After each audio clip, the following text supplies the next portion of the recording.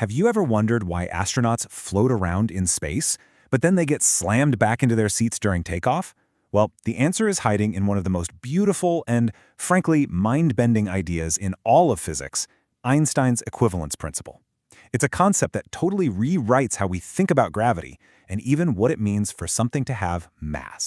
It all kicks off with a really simple question, one that was famously demonstrated by the Apollo 15 astronauts. You see, on the moon, where there's no air to get in the way, a heavy hammer and a super light feather, they hit the lunar surface at the exact same moment. So how on earth is that possible? And this isn't just a neat party trick, you know. This very observation has been this deep, profound mystery for hundreds of years. It was like a clue, a hint from the universe itself that sent scientists down a rabbit hole trying to figure it out. Now you might be thinking, hold on, if I drop a hammer and a feather here on Earth, that feather is going to flutter down way slower.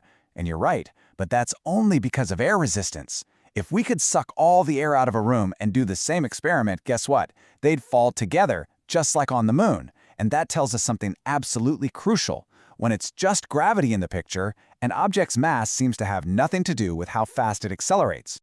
So the real answer to why this happens, well, it required a complete revolution in how we see the world.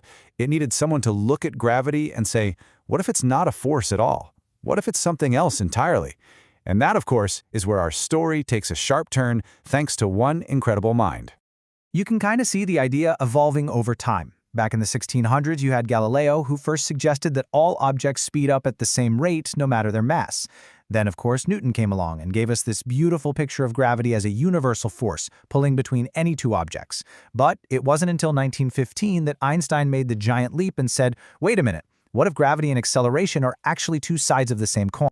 And that right there brings us to the heart of this explainer, the equivalence principle. So what does that really mean? In the simplest terms, it means if you are in a small, sealed room with no windows, there is no experiment you could possibly do to figure out if you're feeling the pull of gravity or if you're just accelerating.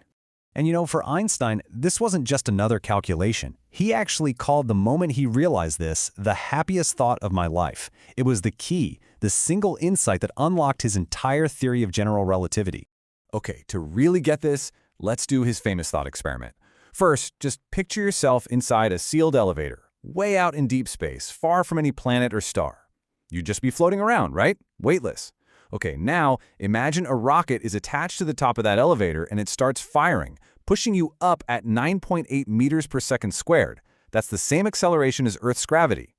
All of a sudden, your feet would be planted firmly on the floor. If you dropped a ball, it would fall. That feeling, it would be completely, totally identical to just standing still in an elevator on Earth. So here's the absolute kicker. From inside that box, there's no way to know which situation you're in. Are you sitting still on a massive planet, or are you speeding up through empty space? According to Einstein, physically, they're the same thing. Okay, so gravity and acceleration are equivalent. It's this beautiful, elegant idea, and it seems to solve our puzzle. But there's a fascinating twist when it comes to the story of mass itself. What happens when an object's surroundings start to mess with this perfect picture?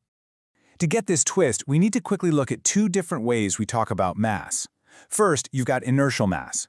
That's just an object's resistance to being pushed around, basically how hard it is to get it moving. Then you've got gravitational mass, which is how much stuff gravity has to pull on. The whole equivalence principle works because, as far as we can possibly tell, these two things are always perfectly, exactly equal.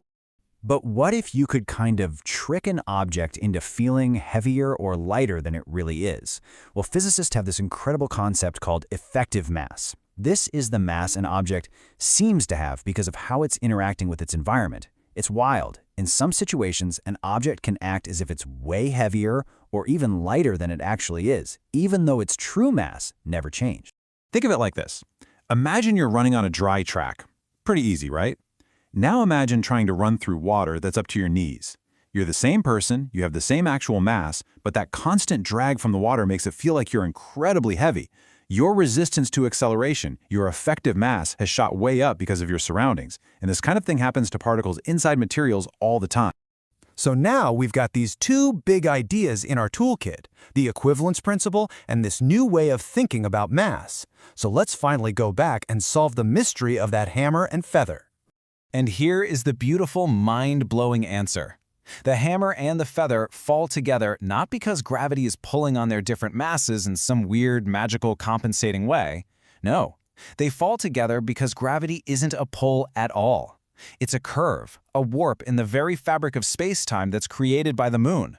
Both the hammer and the feather are just following the straightest possible path they can through that curved space-time. Space-time gives the exact same marching orders to everything, no matter its mass. So why does any of this matter? Well, for one, this principle is the absolute foundation of general relativity, our best ever description of gravity. It's the reason we know that gravity can literally bend the path of starlight, and it's so incredibly precise that the GPS in your phone has to account for its effects every single second, because time literally runs faster for those satellites up in orbit than it does for us down here on Earth. It changed everything. So we're left with this one final mind-expanding thought. We just learned that the force of gravity isn't really a force. It's just the shape of the universe. And it makes you wonder, what else do we think of as a fundamental force that might just be a deeper illusion, waiting for the next happiest route to reveal what it truly is?